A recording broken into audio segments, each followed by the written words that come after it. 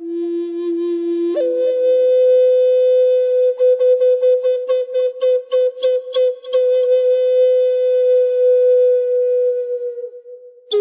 Picuris are a historic pueblo located in the Sangre de Cristo Mountains of northern New Mexico.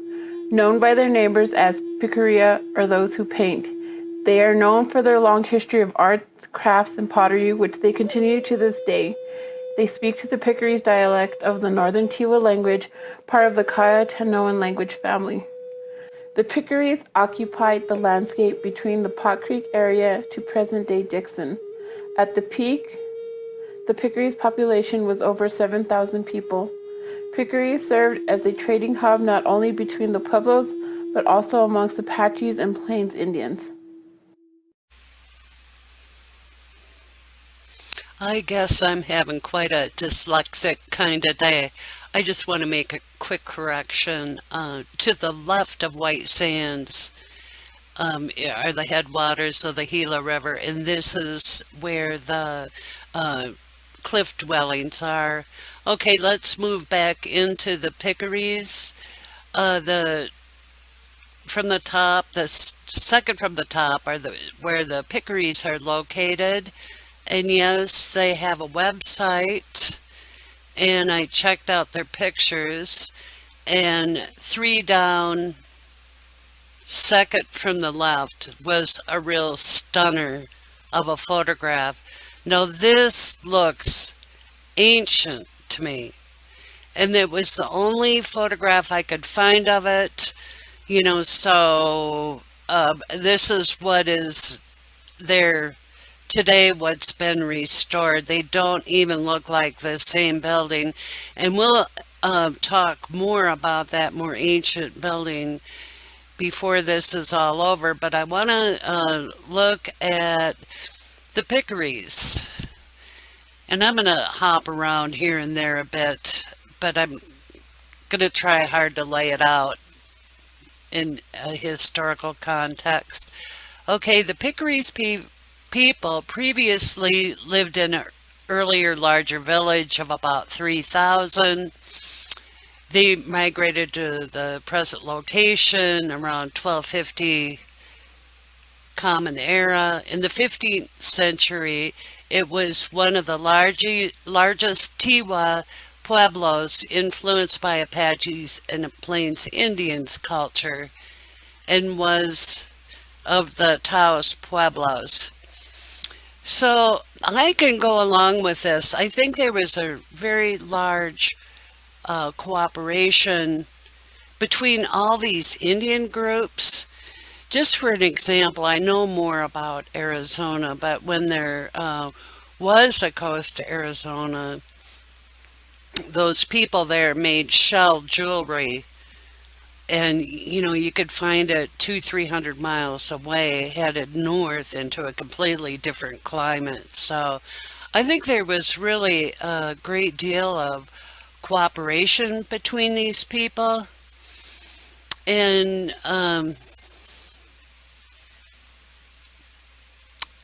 this portion talks about their census from the 2010. There's very few people left of this tribe. God bless you.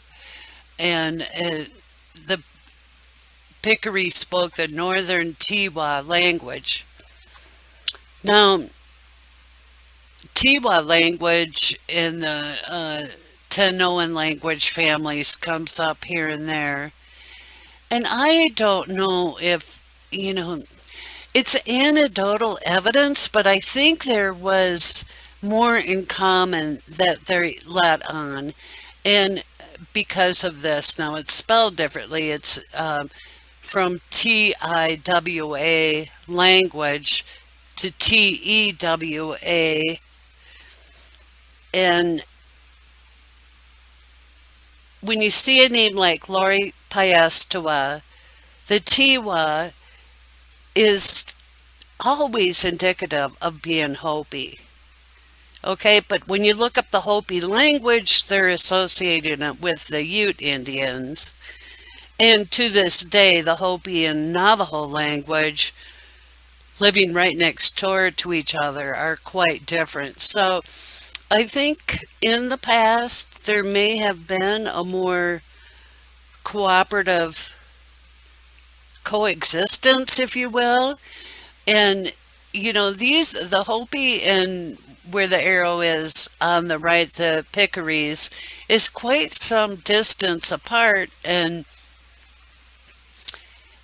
you could go all the way to the bottom left to Yuma, and that's where the shells came from. And they migrated all over the place. So, the point being, I think there was, you could see on this map how divided these people groups are.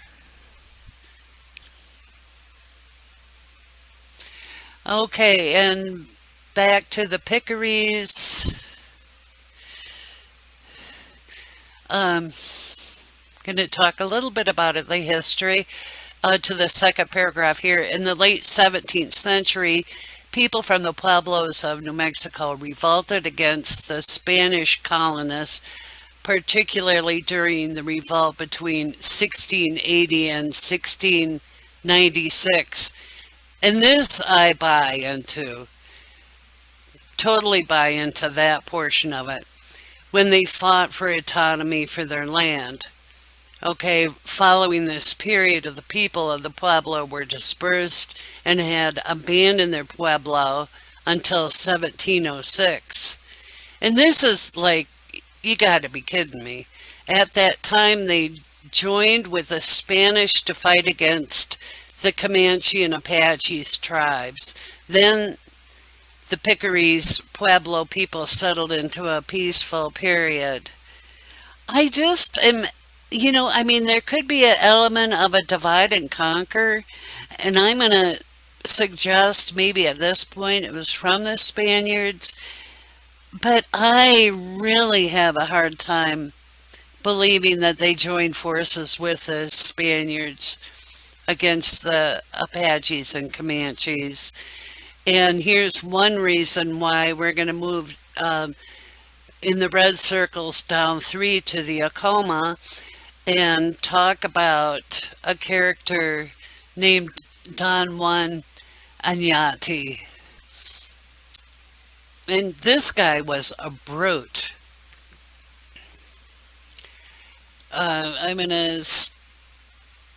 He did a lot of, he was a Spanish conquistador. Today, Añati is known for his 1599 Acoma massacre, following a dispute that led to the ambush and death of 13 Spaniards at the hand of Acoma, including Añati's nephew. Añati ordered a brutal retaliation against the Acoma Pueblo. The Pueblo was destroyed. Around 800 to 1,000 Acoma were killed.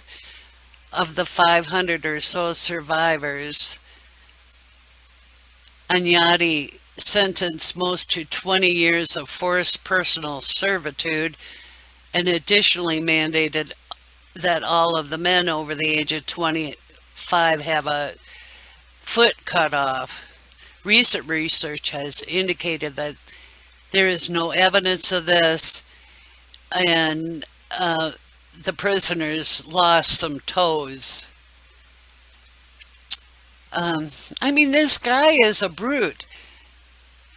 You could keep reading it, but, they have disfigured different statues put up over this guy. But it's really hard for me to believe that the Picuris would join forces with the Spaniards no matter what. It's just incredulous to me. I don't know, but you know what? The victors write the history. I think it's quite possible that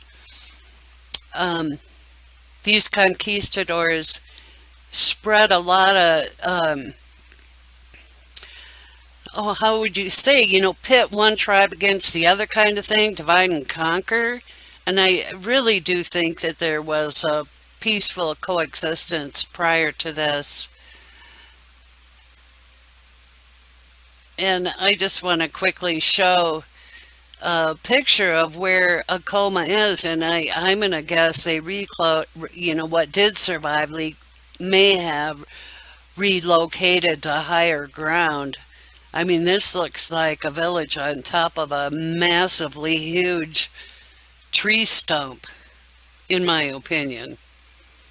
Um, okay, back to the Picuris. In the third paragraph, is Spanish explorer Don Juan de Añadi named the pueblo Picuria, which means those who paint. And it goes on to say how the Picuris were influenced by uh, Christian influences, and they had built that mission. Um, but okay, he named them the Picuris, and as we saw earlier, they were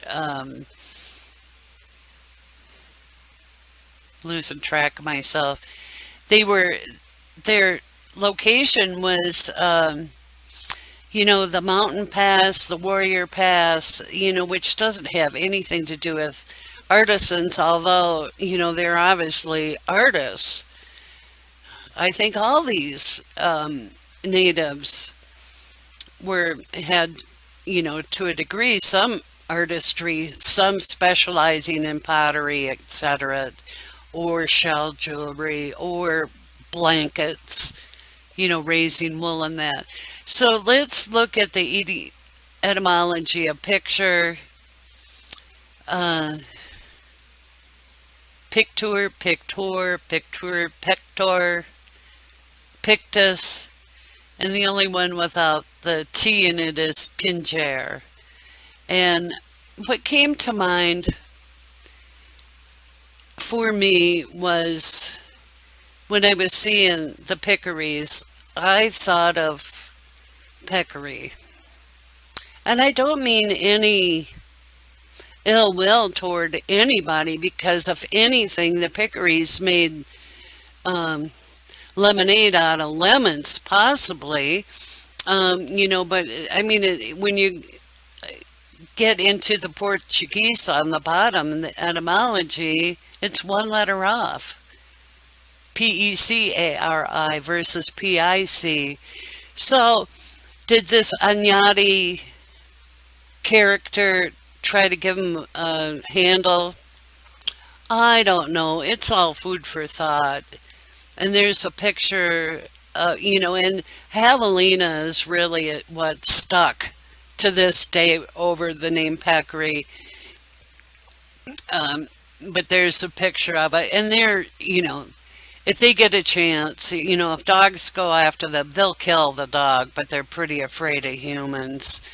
And on the very first line, I want to point something out. It's in the family of Thyessidae, New World pigs. And I think I want to add Thyessidae to my vocabulary for what's going on in this day and age. Okay. Here's a photograph of a Picuri woman, and it just looks completely photoshopped to me, even from the early 1900s. What do you think, you guys? This doesn't even look real. But here's some Acoma runners from the early 1900s. And you know what? This one does look real to me, and although it's very anecdotal, I'll tell you why. At first glance, they look very emaciated because the way their bodies are painted. And I'm going to suggest they're painted this way to keep the beating sun off of them, at least a buffer zone. And another reason I think there is such a thing as Acoma runners is because of a Hopi friend I've had. Now, he's probably in his 90s. Yeah, in his 90s by now. And he's a Hopi gentleman. And we really bonded because we're both Christians, and shared our love of Lord Jesus.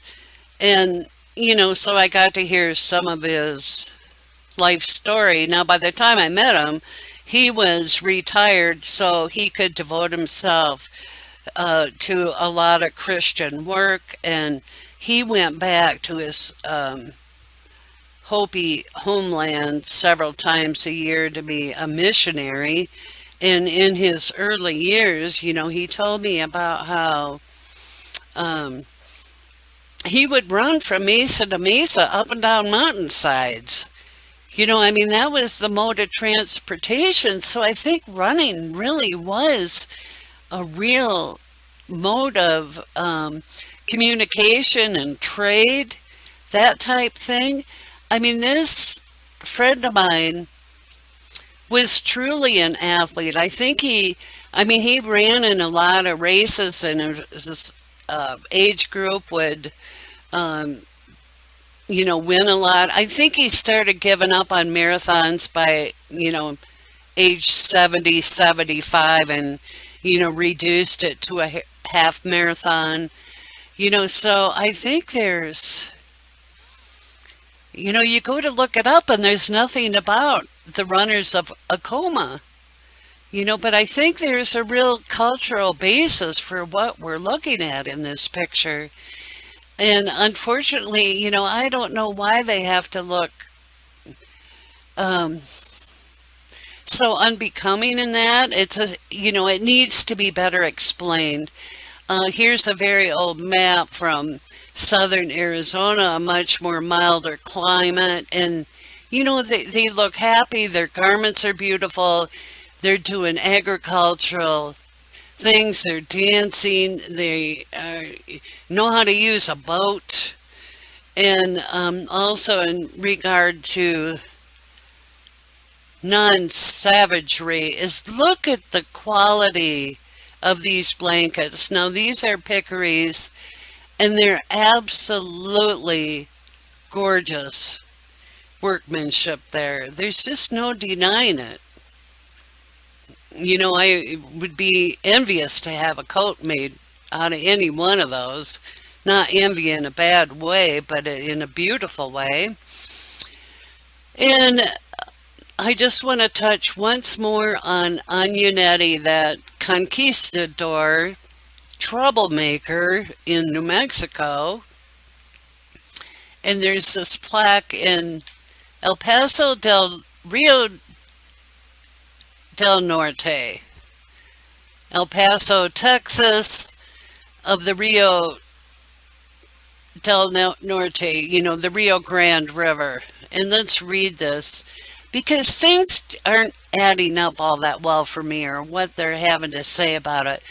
Okay, on May 4th, 1598, Don Juan de Agnetti, adelantado, and I'll pause there, that, is like being, appointed by the King of Spain. And he was the captain and general governor of New Mexico, first named this pass. Through this old pass, the lowest snow-free feasible route from the Atlantic to the Pacific through the Rocky Mountains extended today the great trunk lines of telegraph, etc., etc. Now, it's just the years are off. I don't think that the Rio Grande existed there at this time. There might have been some form of a river, but surely not the Rio Grande. I think it came into existence later, and it opens up a whole nother can of worms through this old pass, the lowest snow-free feasible route to the Pacific. It makes me wonder if about that, how massive that glacier was when you get further north of New Mexico and Arizona, where there is, a glacier there, and that's a whole nother can of worms to think about. But next I want to show some clips of from that Picuris video, and the first clip just about sucked the air out of my lungs, because here they, and I'll explain quickly why. It was like the day or two before that, Andrea and I were communicating in the comment section. She said she had come across some underground things going on up by the Great Lakes. And the second video clip is actually showing the Picuris doing some excavation underground. Okay, let's watch. My hope for the Picuris people is just to have the people come back and know that this is their home. But there's not a lot of us who know what happens in the Kiva, what happens around. And for the younger people to go in there and know what's happening so they can grow up learning and figuring everything out. So when they grow up, they can keep passing these traditions on. Maybe